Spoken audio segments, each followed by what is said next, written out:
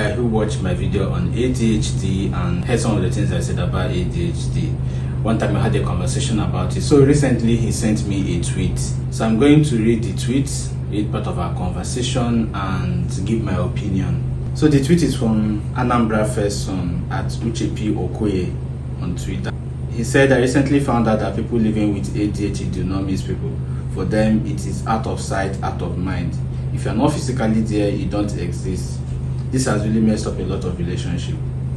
So he now said, how true is this? That's that, my friends.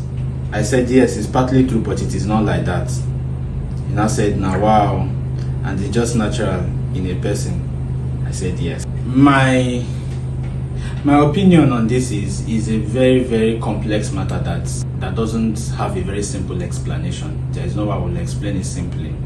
It's not the fact that ADHD people don't miss people or they don't do well with long distance relationship. It's the fact that it can be challenging because of the nature of their lives. So ADHD people have what we call executive failure. Executive failure makes it difficult for them to organize tasks, plan, and do the simple things of life, you know. And we know that in life we need to be organized, we need to have structure. If you have a job, you need structure to do your job. If you're in a relationship, you need structure, you need routines. If you are even in your house, you need routines, you need structure. So the same thing happens in relationships, especially friendships, you know.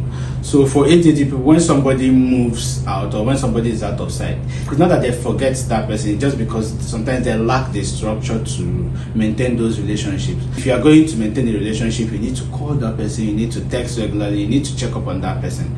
And sometimes it requires you planning and organizing to manage those kind of relationships. And sometimes ADHD people find it difficult to manage this kind of relationship because of the difficulty in organizing and managing generally. It's not just about that friendship.